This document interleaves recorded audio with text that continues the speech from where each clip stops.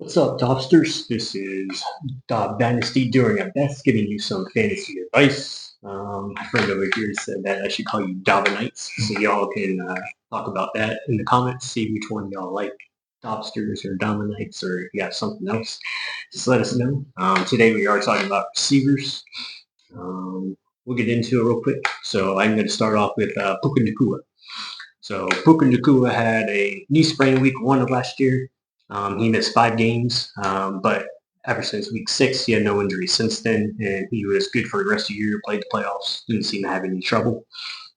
He did have 100-plus targets both years, last year and this past year, so 2 years ago and last year. Devontae Adams was acquired by the Rams, but I think regardless of that, Puka's going to get his targets as he played with Cooper Kupp for most of the year as well, and he seemed to get his share, so everything is good there. He only had 1 game of the games that he played under 56 yards and less than 4 receptions, and that was only against Seattle, so it was just a one-off thing. Other than that, he got more than that on every single game. 4 out of the top 5, or 4 out of the 5 of the top 7 passing defense he's going to face in the first 5 weeks this year. After that, it's a very wide receiver friendly schedule, so he should be good after that. My analysis for him is just like Jason. I keep Nacua even if I'm not in playoff contention. He has at least 5 more years of dominance. There are, circulations going around that he might retire at age 30. That's what he wants to do. We'll see if that comes to fruition or not. The target share is incredible for him. Dude knows how to get open, obviously. And then if you are to trade him, do not take less than 3 firsts. Just like, don't get bullied. In our league, there are some bullies in our league that will tell you other things and just try to get you to take him for less, but just don't listen. Puka is worth 3 firsts. He's young, he's got an extreme target share, and he's just a beast. Some important stats to get to know is 29.9% of the targets are to him in the offense, and 37.9% of his target shares are in the red zone, which is huge, obviously, so that he can get touchdowns and whatnot. I went a little bit deeper, and there was a cool stat that I found where 73.1% of his passes thrown to him are catchable. So anything that's thrown to him, 73% of those passes are catchable, which is good for him because he's just a monster and he can catch everything. All right, and then my first wide receiver is AJ Brown. He just turned 28 years old a couple of months ago. On Keep Trade Cut, he is ranked wide receiver 14. He did miss 4 games last season. Didn't really slow him down on his targets, though. He still had 97 targets, 67 receptions, 1,079 yards, and 7 touchdowns. He did get injured, but this was his lowest fantasy output since his rookie year. He was 19th in fantasy points scored, and in our league at least, he had 183 points, .40. He averaged 14 points a game. He played the top 50, or I did top 15 defense, but the top 15 defense 6 times, and he got 15 or more points out of 3 of those 6 games. He averages 7.5 targets per game, which is 27th most in the league. I will say the one thing positive about him, I think AJ Brown's a really good receiver. I think after this year, I wouldn't say it's his peak, but I believe it's his peak for trading him. For sure. I don't think he would get more than 1 first for him after this season. And he did sign an extension. I think it was last season. He's extended to 2029, but all the dead money is away in 2027, which seems to be a trend in all the receivers I covered. So he is cuttable in 2027. And like I said, I can't see his dynasty value increasing that much. I think he's plateaued basically. The only way I could see him rising at all if he gets released and goes to Buffalo or something like that with a very star pass heavy quarterback. He's a bit of a diva too. Yeah. I see sometimes, but And some of them work. And the other kind of crucial intake with him was, I mean, it's not nothing to do with him, it's more of the team. But Philadelphia did not add a receiver or a tight end in the offseason. So it's just basically him and Devontae Smith and what's their tight end's name? Oscar. Oscar, I think. I was thinking of Brent Selleck in my head. Yeah, he's been out of the league for a while. Yeah. But yeah, so expect wide receiver 1 and 2 on Philly to get a lot of targets and Saquon to take a majority of that offense. But I still think he's going to be a productive player. But if you're willing to, or if you want to trade him, I believe this would be the season to do it because I don't think his value will decrease after this year. What do you think he's like worth now? I'd say a little bit over a first. I don't think I would trade 2 firsts for him. Yeah. I would say maybe like a late 2027 like future and then plus like next year. But if you have like they would both have to be late first, in my opinion. Yeah. I don't think I would give up anything above. If you think in 2026 you're going to have the 1.05, I don't think I would do that. Correct. Yeah. Anything like below that is fine, like a mid first. Yeah. And then maybe a mid first and a second, just to sweeten the pot. But I do not think I would go over. Personally, for me, I would not go over 2 first round picks. Yeah. You can always go after those like second year receivers that are coming off like a not so good year, but they still have potential. So those would be good too. All right, the next person I had was Drake London. Drake London has only missed 1 game his entire NFL career, which I was surprised because I felt like he was injured a lot, or maybe he just wasn't doing anything. I don't know. Anyway, he had 158 targets last year and 100 plus his entire career. So it's 3 years in the NFL. He's had 100 plus targets every single year. Almost his entire wide receiver schedule is friendly. As we know here, the Tampa Bay Bucks, their defensive backs are still, they drafted people.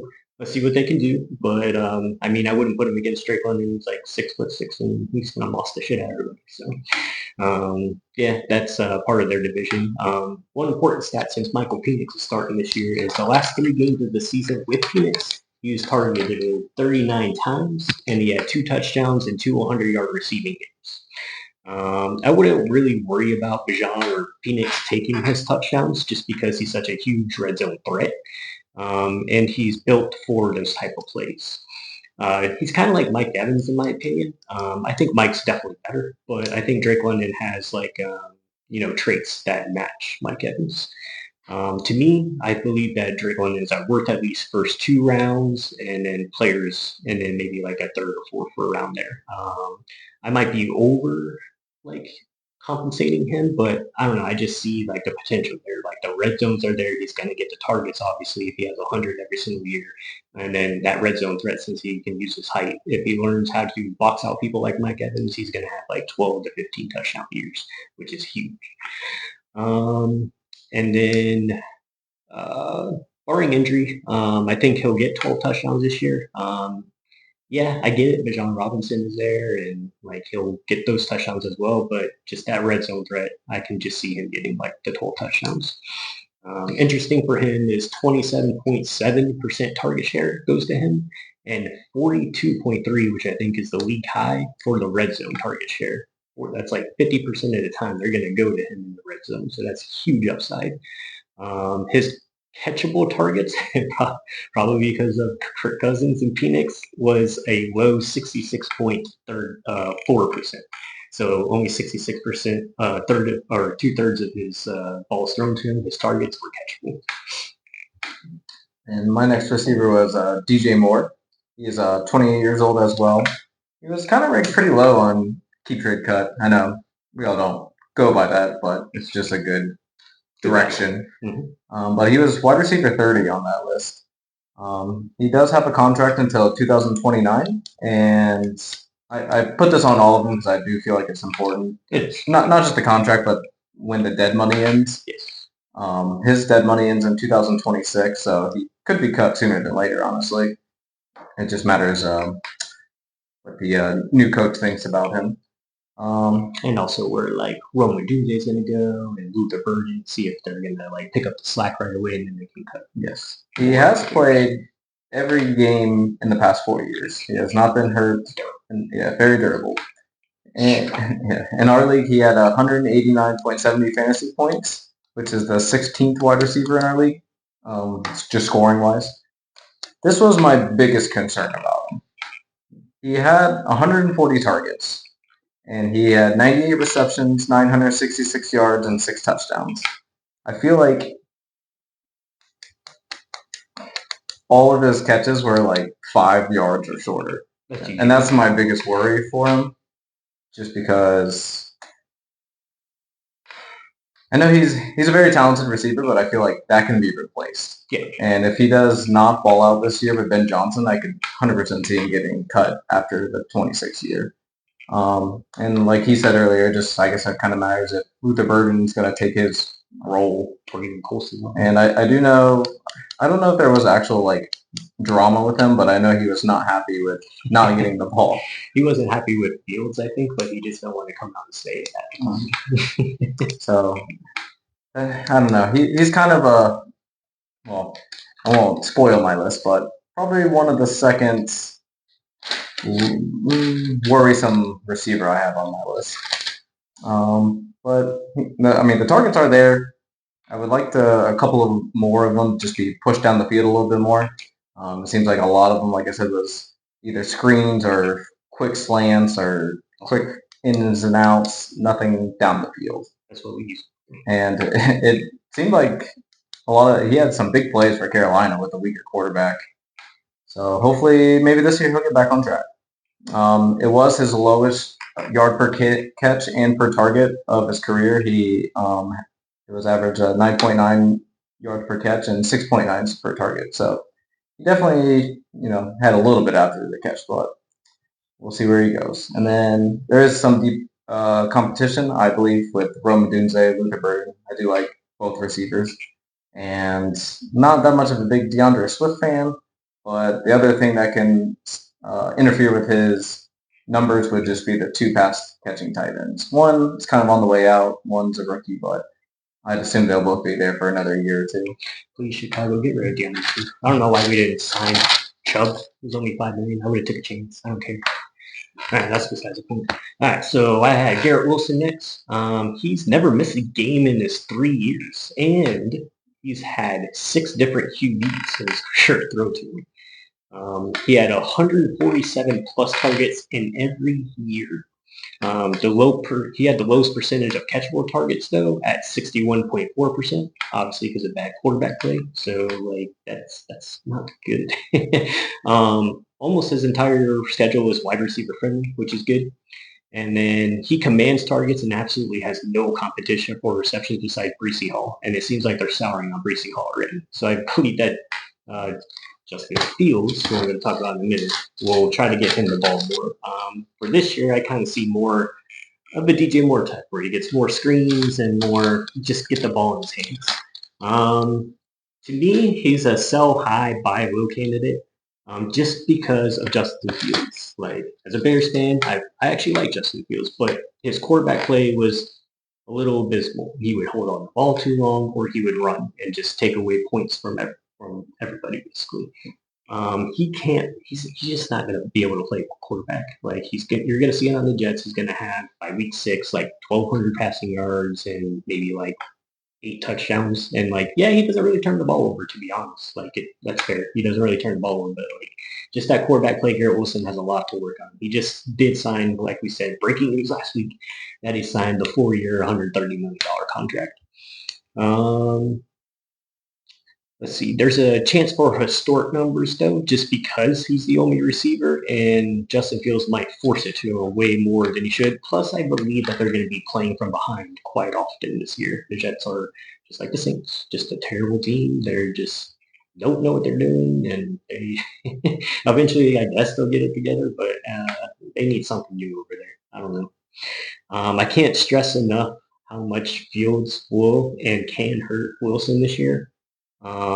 But let's see if he steps up, or if he's one of those that just took the money and was like, I don't care, I'm getting paid kind of thing. So we'll see. There's no indication that I've seen that Garrett Wilson is a diva, but you never know. Let's see, his 26.7% of his target share, so 26.7% of those balls are going to him. And then the red zone is kind of low, which I didn't expect. It was 27.2%.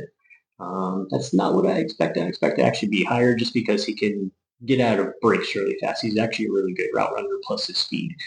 But he just, I guess they just don't look for him in the end zone. But I believe this year it's going to be. There's no way he's going to have a bad year. So he'll still be a top 10 receiver in my opinion. But if you're going to trade him now so that you can get like those 3 first-round picks or however many picks and just stack up, or just keep him for if you were a contender this year. That would be my advice. But I mean, to each his own. The 147 targets every year is a bit ridiculous. That's a lot of targets consecutively and consistently. You don't believe in the Ohio State connection? It might be. I don't know. Did Fields play with? He had to. It was like his last year. Yeah. Like Fields' last year was Garrett Wilson's first year. Yeah.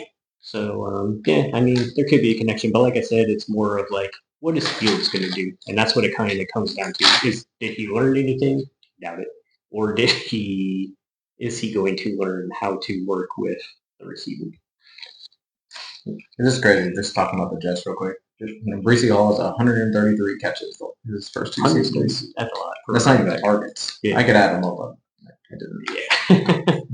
All right. My next receiver, we'll save this one for last. I had Nico Collins, probably the most promising receiver on all my lists. I mean, everybody knows he's borderline elite to me. I don't put him in the same tier as like Justin Jefferson or St. Brown and stuff like that. All right, but Nico Collins, he's 26 years old, so relatively young. He's ranked number 8 on Keep Trade Cut. In our league, points-wise, he was 22nd. I know he had some injuries. He missed 6 games. In our league, he had 176.60 points. He has never finished a season, though. So that's my biggest issue with him. His talent's pretty much off the charts. So that is one thing to be worried some about. I know he has gone for high prices. I know last season I traded him for 2 first-rounders. I think I did too, like 2 years ago. I probably could have got a little bit more for him, but yeah, I feel like he's been in the league a lot longer than he actually has. Yeah. Like I feel in my head like he's been in the league for about 6 or 7 years, and this is what 4th year. I think it's his 4th year. Yeah. But he's a high pick too. I didn't know that. It was like 2nd round. Yeah. And nevertheless, he's pretty consistent though. Yeah. Even missing the 6 games last year, he had 68 receptions on 99 targets, 1,006 yards, 7 touchdowns, and he averaged 8.25 targets a game for the year. Well, besides, obviously there's 6 games missed. The biggest or the most interesting thing to me, I think he is a really good buy right now. I know I just was kind of bashing him about his injury history, but he does not have another receiver on the roster that's not a rookie, basically, besides Christian Kirk. I don't know how many people are Christian Kirk believers, but I, for one, am not.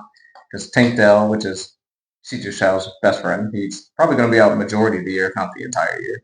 And then the only other startable receivers on the roster are the 2 rookies, which is Jaden Higgins and Jaden Knoll, both from Iowa State. Yeah. What did he injure again last year? Tank Dell? Oh, Tank Dell? It was a pretty bad one. Like, I want to say he tore his ACL and PCL and stuff like that. But he does have a very high catch percentage at 69.7%. It's tricky. Nico Collins, he has been injured a lot, but most of his injuries have been like soft tissue injuries, like hamstring issues that just keep reoccurring. So it's never like, something that could fully end your career, like concussions or torn ligaments and stuff like that. So just gotta, keep that hamstring warm. He moves the chains all the time. Most of his catches are actually first downs, which is crazy. It's a super high percentage of it. I think it was like 75.8% of his catches were first downs. Saturday. Yeah. And I already said they added Christian Kirk. That was I didn't even know they added him. I looked it up to see what the roster was, and I saw they added him. Yeah, I knew he went somewhere, but I just didn't know. Christian Kirk is old. Yeah, it's done. Yeah, Yeah. And then he got extended for a 3-year deal, so his contract will be over in 2027. Not much dead money in between, so he'd probably stick out his whole contract. And then I had Devontae Smith. He missed 4 games last year. He had a concussion in week 3, and then he had hamstring injuries in week 14 and 15. He did play in the playoffs, though. If I recall, he didn't do like too much. It was maybe the 4 receptions, 50 yards, something around there. 3 out of the 4 last games are not friendly this year, so he might get locked down towards the playoffs. In Dynasty, it doesn't matter too much because I mean, like at least he'll happen to get there. But for I guess redraft leagues, like that's kind of important. Just like I always put that as like even if you're drafting, and let's just say you have somebody who is wide receiver friendly and somebody who's not, and then you have a choice between them and you're doing your dynasty picks, then like your draft, then I would probably pick somebody over Devontae Smith if you see him like almost equal. I think he'll still get his 7 to 10 looks per game, even with AJ Brown there. He still gets the looks. And then weeks 2 and 3 that AJ Brown was hurt this year, Smith had easy competition and he had 10 targets, 14 receptions, 155 yards, and a touchdown during those 2 games that he had to step into the wide receiver 1 duties. For this year, I think you can expect 65 to 80 receptions. I think they're still going to go run ball heavy just because Saquon's there. They paid him money. He's got them to the Super Bowl. He won. He destroyed pretty much anybody and everybody. 2,000 yards is crazy. So he's he's the third guy there. He had, and he'll probably get like 8 to 12 touchdowns. I still think Philly's going to score the touchdowns. Saquon will get them down the field, and then for some reason they'll do the tush push or they'll just pass it. So I think Devontae Smith will still get his 8 to 12 normal touchdowns that he gets, and then like his 800 yards as usual. I would keep him if I was a contender, and then because you're not going to get really what he's worth because he's just that mid-tier guy. He's the third guy on the team to look at, and then he's just it's hard to tell sometimes if he's actually going to get like receiving numbers good enough that's worth like 2 first rounds or maybe even like a first round and a second round. So it's kind of hard to judge. I personally traded him, but I got Roma Dunze. You know how much I love Roma Dunze? And then he's great for package deals too. That's what I did with him. I didn't write down what I traded for him, but I can get you guys that information next time. I love the consistency. He's always been nothing but consistent his entire career. My buddy's here is going to look up what I traded real quick.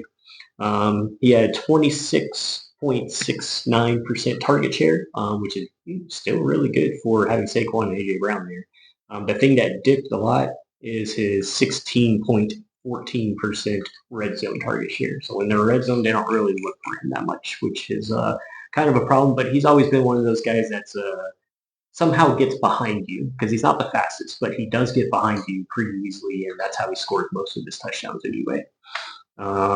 He does have a high 77.7% catchable targets, though, so he catches mostly anything, or anything that's thrown to him is catchable.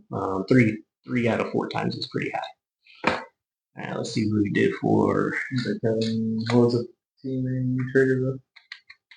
Oh, there it is. So there's a guy named Straight Cash Home in our league. He gave up Roman Dunze, 1.10, 2.10, and I gave up Devontae Smith in 1.05.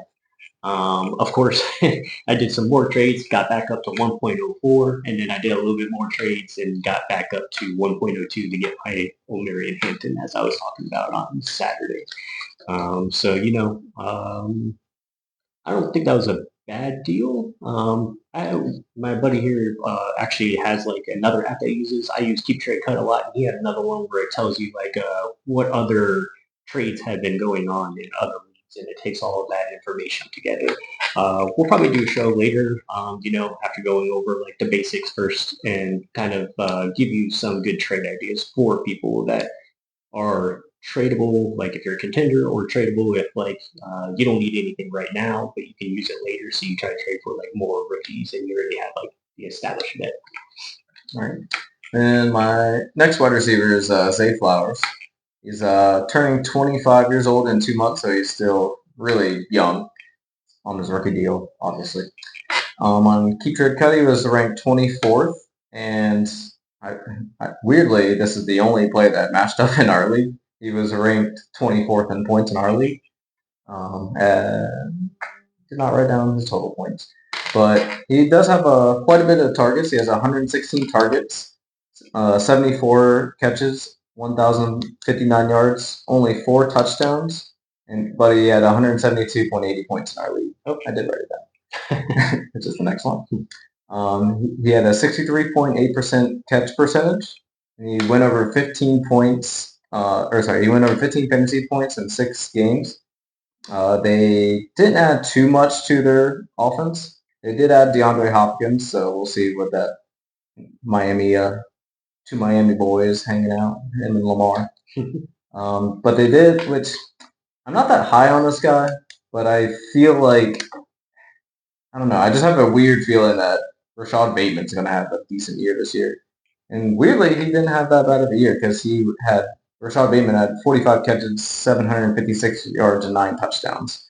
And I guess that was my kind of big knock on Zay Flowers. Like, he does get open. I wrote it down somewhere.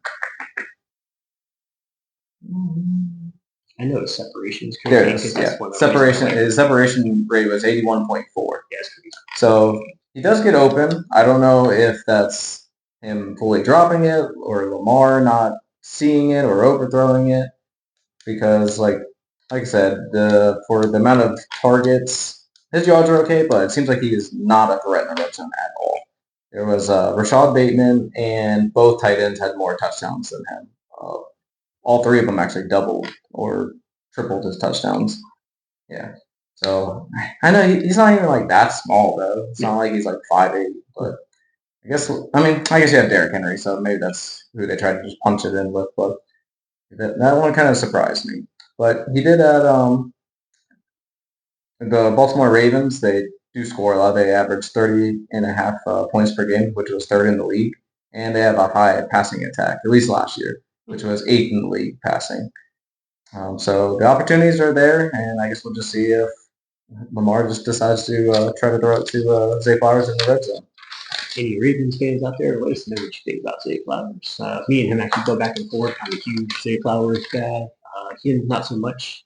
He's good with him, but like I am fine with Zay Flowers. Our argument is I like Rashee Rice. Yeah, so I traded Zay Flowers for Rashee Rice, and no reason why is because like at the time, and he's suspended this year for a little bit. I know that doesn't matter too much. It's only like 4 games probably at the most. Yeah, that hasn't come out yet. Yeah, but I would think like 4 games. But I don't like when receivers get in trouble like within their first couple of years. Typically, it doesn't work out well. There have been cases where it does work out well, but I'd rather take the guy that I think is just as good in the sense of like skill than somebody who's like just has Patrick Mahomes. Like nothing against Lamar Jackson. Lamar Jackson obviously can pass and throw. It's just definitely Patrick Mahomes is definitely a better passer. But I just particularly like Zay Flowers, especially the separation. I already knew that going in. That's why I love JSN so much. Those separations are huge in my opinion. But what do I know? DOB Fantasy doing her best. You know who actually had one of the worst separation percentages in history? Devontae Parker. Yeah, I can see that. Actually, I did read that that's why I never drafted him anyway. When he was coming out, that was like one of his knocks. And I was like, I don't want to be part of that. But people were so obsessed with it's either the combine, the speed, the size. So people get obsessed with that and don't look into like the true numbers. Sometimes raw ability isn't the best ability. Yeah. Sometimes it works out. I mean, like it's the NFL. Anything can happen. So, All right. So the last one, we each did 5. I have Brandon Ayuk. So he's coming off a torn ACL and MCL, and he's expected to miss the first 4 games this year at the very least. So they're probably going to start him off on the PUP. And then weeks 15 and 17 are not wide receiver friendly. He plays Bears week 17. James Johnson's going to shut him down. He is in a red run-heavy offense, obviously. Even with Christian McCaffrey out, though, they still ran Isaac Orlando and not Raheem Mostert because he got rid of him, but they ran another running back. Oh, Jordan Mason. Yeah, on the Vikings. Yeah, he's on the Vikings now. They ran both of them, so it's just a Kyle Shanahan thing. And I think everywhere he's gone, it's always been run heavy. So that's just what you're dealing with. But the good thing about Brandon Ayuk though is back when I didn't really look at stats last year just because there was only like 5 games that he played and he didn't do that well. But I did read that he did have like anytime he was thrown to, he caught most of the balls, and it was something crazy like 80 to 90% of the balls that was thrown to him he caught, and he still gets like he still think got like 500 yards last year, and the year prior to that when it was or 2 years ago when it was Christian McCaffrey's like MVP year, he still had over 1,000 yards. So Brandon Ayuk is still a true time player. We just got to see how his ACL and MCL come back. Like those are hard to get over. He's still kind of young. I think he's 27 or 28. And then he's been in the league for about 4 or 5 years. So that's about the time, if you do get injured, like this is it. Like either you're going to still continue to exceed or you're going to fall down the cliff. So we'll see. He might be an in-betweener just because obviously he can get open and use his body to get those catches, but we'll see. I wouldn't take IU for less than a first, honestly.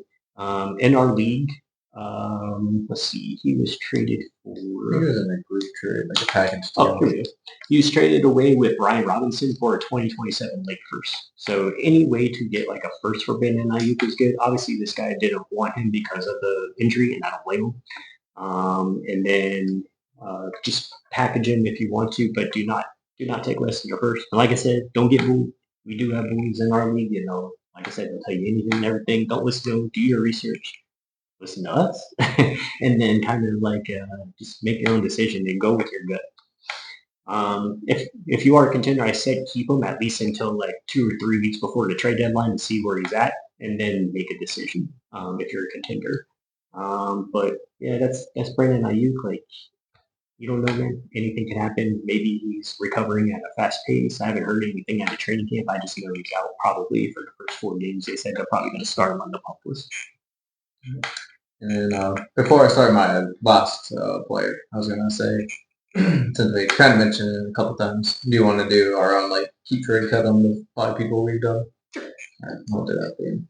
All right, my last guy is Jalen Waddle. He's turning 27 this year. In keep trade cut, he was wide receiver 27, and in our league, at least by points scored, he was ranked 46th, which was 121.10 points. He got an extension pretty recently, and it's till 2028. The dead money ends in 2027, just like every other receiver I talked about.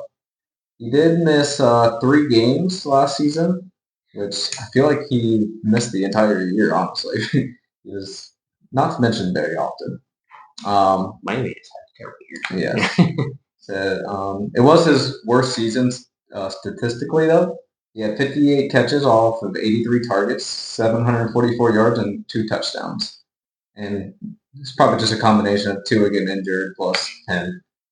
But his first 2 years were the best of his career, and honestly, after his sophomore year, which has only been 2 seasons, but every year has gone down in every single category: targets, receptions, yards, touchdowns. He only had 3 games over 15 points last year, which is not that great. This was not really a stat. I just thought it was kind of a funny fact. He had 1 game last year. It was against Buffalo Bills where he actually had -4 yards on the whole game. And he played the whole game, too. He did get a touchdown, though, somehow. Yeah. This upcoming year, at least like passing defense-wise, it's not a tough season for the Dolphins at all. I mean, their division is not that tough. Buffalo, obviously. But the rest of my notes are really just about the Dolphins. They have a bad supporting cast in my eyes besides Tyreek, but I feel like his days are numbered there as well. Not really too many other receiving options besides what was the rookie they drafted? Malik Washington, I think his name was. He's from Miami, University of Miami. But yeah, they don't really have any other wide receivers. They don't really have a tight end. because I traded John Smith to the Steelers, and then they weren't they the team that got the tight end out of retirement? Darren Waller. Was it him or Evan Ingram? I can't remember. Where did Evan Ingram go? Yeah, I can't remember. Denver. Evan Ingram went to Denver, but where did? Okay, it must have been Darren Waller. Then. Darren Waller. Yeah, had it been Miami. Yeah, I think it is Miami. But yeah, I stopped his rap career to come back. Yeah, but honestly, I just have a lot of questions surrounding the Dolphins' future. Like, I don't know how much. Well, I guess we'll start from the top. I don't know how much longer Mike McDaniels is going to be the coach there, or I don't know how close their GM is with the owner. But I feel like if he's gone, Tua's not going to last that much longer. Obviously, Tyreek will be gone by then because his age and his contract, unless they're going to pay him the $48 million next year. He's got baby mamas. Yeah, but yeah, I don't see a long-term future in Miami for Jalen Waddle. I mean, obviously he'll probably go to another team, but probably Tennessee. Yeah, Jalen Waddle was an interesting one to me because I don't think you could even sell him for much right now. Yeah, like this is probably. I mean, obviously if it gets worse, it's not going to get better. But this would be the if you try to sell him or buy him, I guess it'd be a good buy then because he still has upside. Yeah, but yeah, if you get him for cheap. I don't think. I would personally probably give him like a second. I was going to say maybe 2 seconds, but that would be the peak for me. Like I would not go over that. Yeah. So, yeah. And then I guess our new segments, we're just going to go over the 5 players we went, and we'll just do a quick keep trade cut with them. So I guess I'll just do my obvious keep would be Nico Collins. We could do this. We could do 2 keeps, 2 trades, 1 cut for our 5 receivers. All right, so 2-2-1. Yeah. All right, well I'll just go down to my quick 1 cut. Sadly, Jalen Waddle cut me.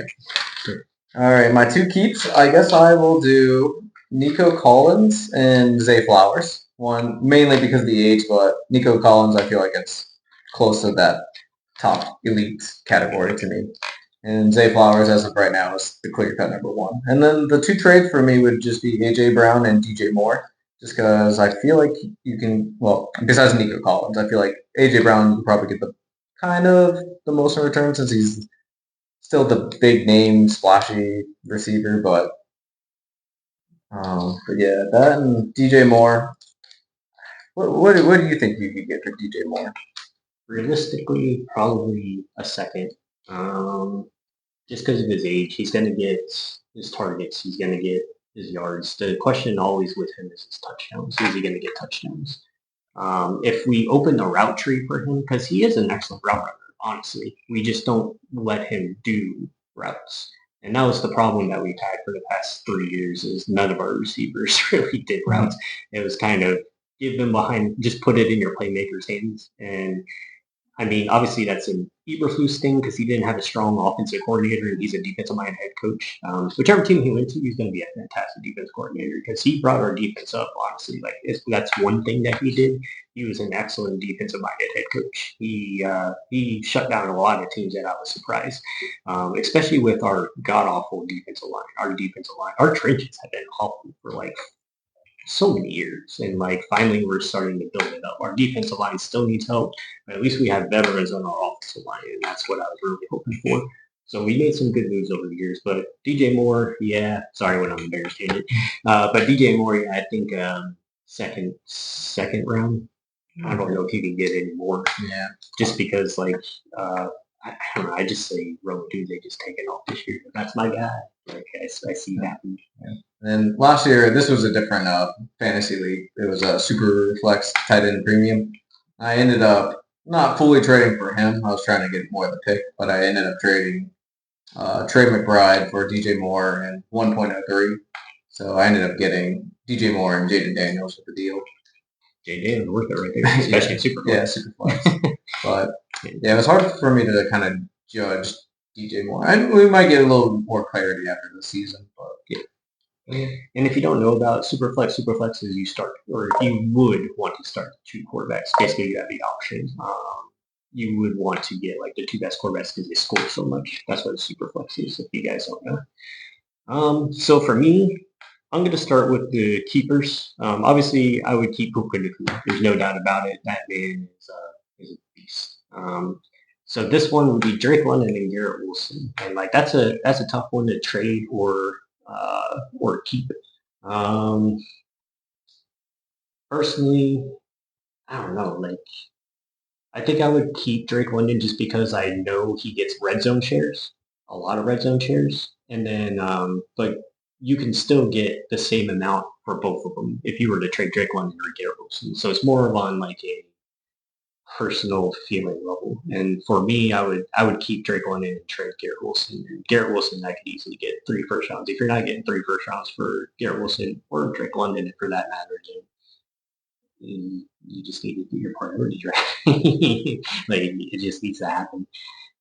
So that leaves Devontae Smith as the other trade because I'm cutting Brandon Ayuk. I am one that doesn't like injuries like that, like the ACL and UCL. So I would probably trade Devontae Smith too. Unfortunately, like I said, you would have to package it and get like something huge. Even though he's consistent, consistent is good, but consistent is not going to win you a championship. Yeah. All right. And then yeah. So only our well, technically the third episode, but hopefully, one day we'll have some nice graphics and better more than just a blank white wall. Yeah, DOB Dynasty. So please just doing our best, man. Keep watching and leave some comments. Yeah, leave some comments. We could talk about anything. Talk football all day. It doesn't matter. I do want to do like a tight end kind of thing because I want to complain about Dalton Kincaid. That motherfucker pissed me off. But we'll come up with something else next week, and then we'll come back to you. I'm gonna do my show on Saturdays. I don't know if I mentioned this on the Saturday show because I was really intrigued by the trades and how they all worked out. But I'm going to do parlays on Saturdays because I like to gamble, of course, and I'll do my parlays like who was going to go over like certain amount of yards and stuff like that. Maybe give you like a little parlay to win some money. I usually like doing a spider, which is an 8-leg one, and then I'll give you probably my favorite 8-leg parlay as we go forward. But thanks for watching DOB Dynasty. Let us know if you have any questions or Ravens fans. Tell us what you think about Zay Flowers, and then thanks for watching.